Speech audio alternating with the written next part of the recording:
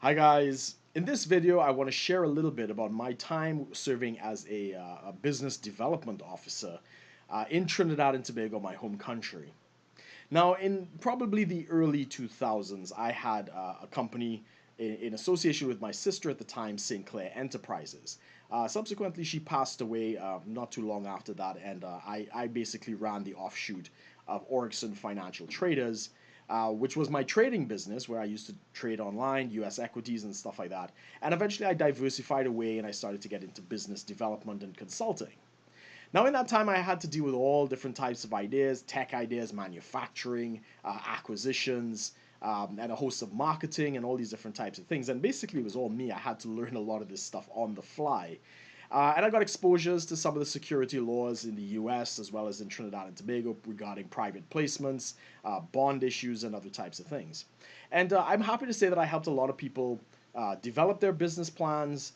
Some of them I've matched to investors, and I tried to help them develop their businesses. A couple properties that I helped, which I was involved in and helping in the development of.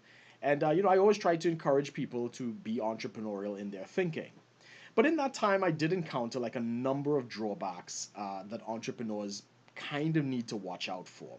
And those are a couple of the things that I want to address in this video. So to begin with, whatever the nature of your business idea, the most important thing is to learn the language of your industry. If it is you're into manufacturing, learn the language of the production time, the scheduling, material purchasing. If there's any type of equipment, learn the name of the different types of things that you're looking for. There's no clearer sign to an investor that a person really is not prepared to handle their sum of money when they're using the wrong terms in terms of describing their product that they want to manufacture and the manufacturing process.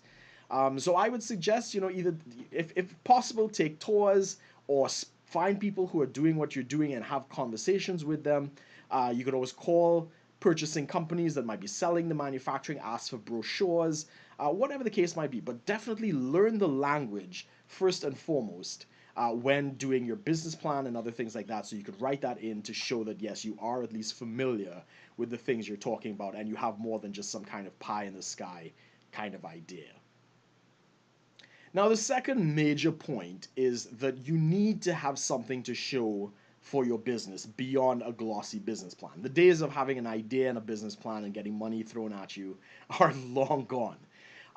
So if it is that you want to do some kind of manufacturing product, try and develop a prototype of some type. If it is that you're into some kind of technology, something, have a website. Have some kind of concept designs or video explaining the processes that you want to address. If it's some type of services, make sure that you have lists with suppliers or possibly even potential buyers, a simple letter of intent, but have something to show for the business that you're doing.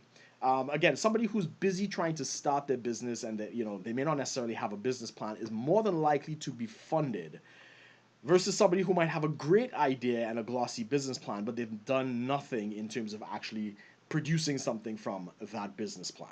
So that's my second point. Make sure that you have something. If it is that you're doing a business, be busy about starting your business.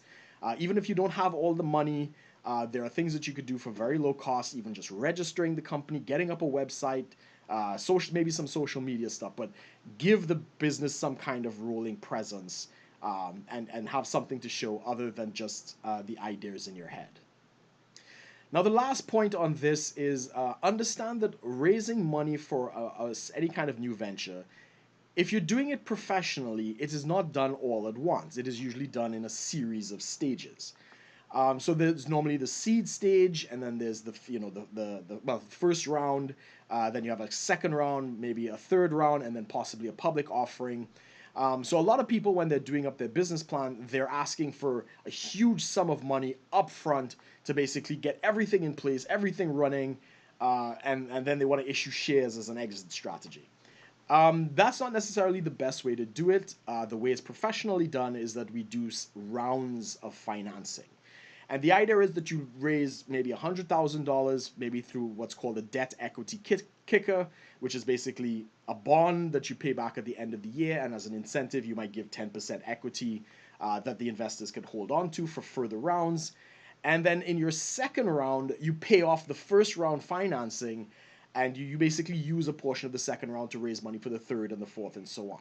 So you need to start thinking like a business development officer. You need to start thinking entrepreneurially. The money that you're trying to raise, it has to have in mind the idea of future raises. You're more than likely to have good success if it is that you break up the funding in some kind of stages. And we see that all the time. Like even in the real estate business, which I was involved in, we used to issue. Well, I used to issue bonds, which are IOUs. For the seed round, I'd raised maybe like $100,000, and that was basically to survey a piece of land, possibly put down a deposit, as the case might be, get an architect, get the relevant town and country and council approvals and other things like that, before we would start issuing the second round, which was the pre-sale of the units that we were selling and so forth. So we'd have like a debt offering in the beginning to get like the groundwork done. We'd have a concept drawing and we'll lock off a couple of them. We're basically going to sell at a loss to get the money to get started, and so on. We do in a series of raises until the project was finally completed. So that you have to start thinking like that. That's the professional way that raising funding is really done. And usually every round of financing is paid off by the following round. So if the first round is there, by the time you do the second round, the investors in the first round should be paid off, and so on and so on. So it gives the investors confidence that they know how they're getting their money back. And it's always good to entice them. As I say, I used to add a little equity to my offerings. So if they wanted to stay into the project, they had incentive to do so. So guys, those are my 3 points on entrepreneurship. Just a little bit on the features that I used to use. I used to run a program. I think it was Business Pro. Back then it was probably 2006 or whatever the case is. But that's a very good piece of software. I will see if it's still running, and I'll put a link below. They had a lot of sample business plans.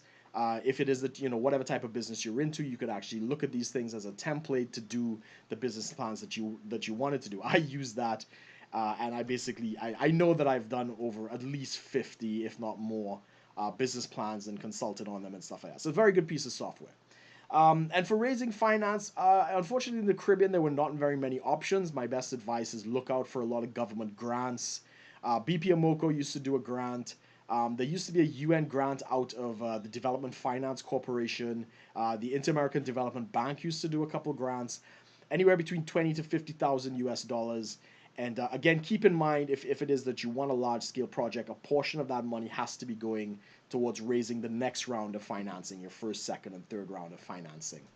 As for the UK, I'm not really familiar with the UK, but if anybody has information about that, about how to, some resources to help entrepreneurs in the UK, put your comments below.